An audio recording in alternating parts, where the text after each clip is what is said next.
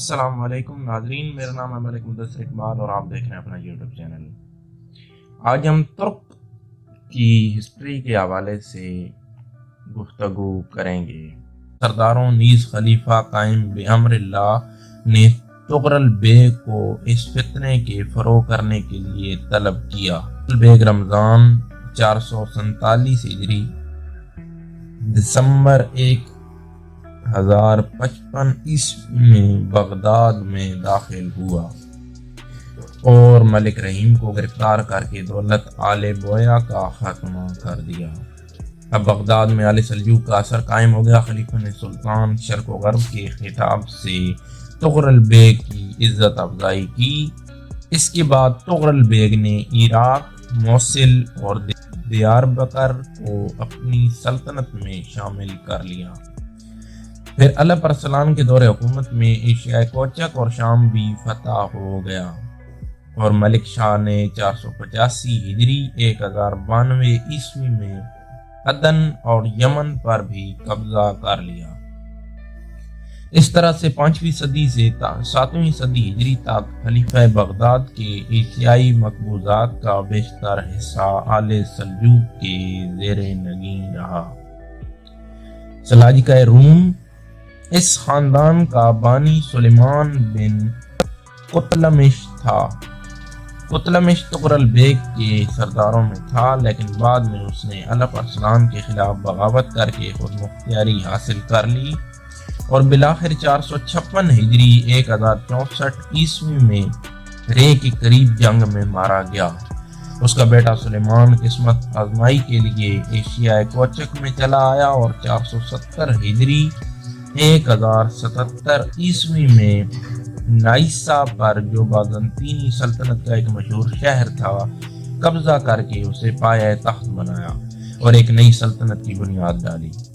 470 ہجری 1084 عیسوی میں اس نے انطاکیہ کو بھی اپنی حکومت میں شامل کر لیا، لیکن پہلی جنگ صلیبی میں سلاجقہ روم کی قوت کو سخت صدمہ پہنچا۔ 490 ہجری 1057 عیسوی میں نائسیا ان کے ہاتھوں سے ہمیشہ کے لیے نکل گیا اور اس کے ساتھ ایشیائے کوچک کے مغربی حصے میں بھی اس کی حکومت کا خاتمہ ہو گیا۔ اس علاقے پر بازنطینیوں کا قبضہ ہو گیا۔ اب صرف ایشیائے کوچ کا اندرونی حصہ اس کے پاس رہ گیا تھا، لیکن وہاں بھی دانشمندیوں سے مقابلہ تھا۔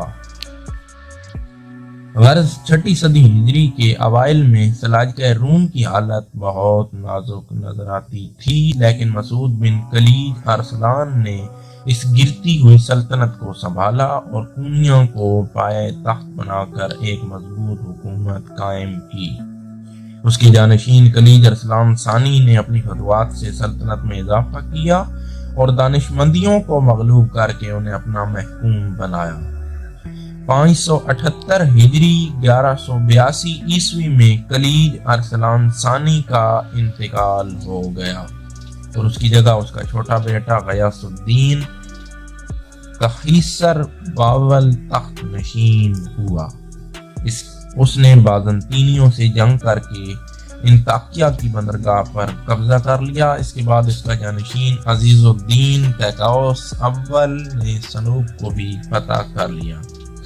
عزیز الدین کیکاؤس اور اس کے بعد علاء الدین کے بعد کا دور حکومت شان و شکوہ کے لحاظ سے سلاجقہ روم کی تاریخ میں اپنی نظیر نہیں رکھتا، لیکن غیاث الدین قیصر کو ثانی ہی کے عہد 636 تا 644 ہجری بمطابق 1238 تا 1246 عیسوی سے سلطنت کا زوال شروع ہو گیا اور جو پھر نہ رکا۔ اس دوران میں تاتاری طوفان ایشیائے کوچک کی سرحد تک پہنچ چکا تھا اور ارض روم اور سرحدی قلعوں پر تاتاریوں کا قبضہ ہو گیا تھا۔ آخرکار 641 ہجری بمطابق 1243 عیسوی میں کوز اواح کی جنگ نے دولت سلجوقیہ کی قسمت کا فیصلہ کر دیا اور آل سلجوق کی آزادی ہمیشہ کے لیے ختم ہو گئی۔ صلح کے بعد تاتاری چلے گئے، لیکن 643 ہجری 1245 عیسوی میں قیصر ثانی کی وفات پر جب اس کے 3 لڑکوں کی مشترکہ حکومت کی وجہ سے سلطنت میں بدنظمی پیدا ہوئی تو تاتاریوں نے پھر حملے شروع کر دیے۔ اس درمیان میں ایک لڑکا مر گیا اور تخت کے دعوے دار بقیہ 2 لڑکے عزیز الدین اور رکن الدین رہ گئے۔ ہلاکو نے سلطنت کو ان دونوں کے درمیان بھی صوبے عزیز الدین کیکاؤس ثانی کو اور مشرقی رکن الدین خلیج ارسلان رابع کو دیے، لیکن حکومت دراصل تاتاریوں کی تھی اور سلاطین سلجوق کا عزل و نصب ان ہی کے ہاتھوں میں تھا۔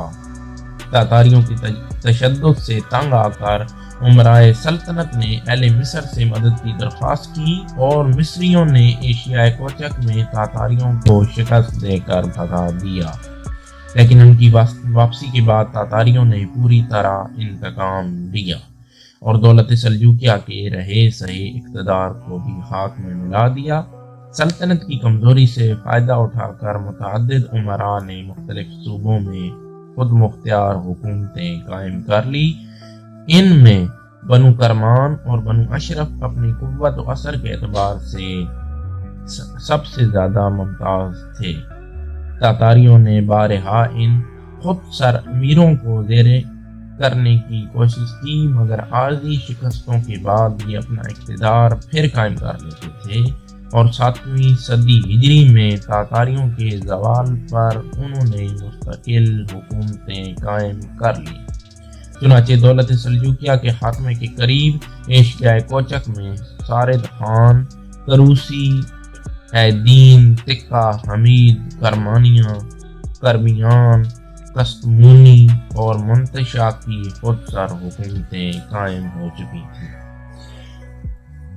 یہ تمام ترک کی تاریخ سلطنت عثمانیہ کتاب سے اخذ ہے، جس کے مصنف کا نام ڈاکٹر محمد عزیز ہے۔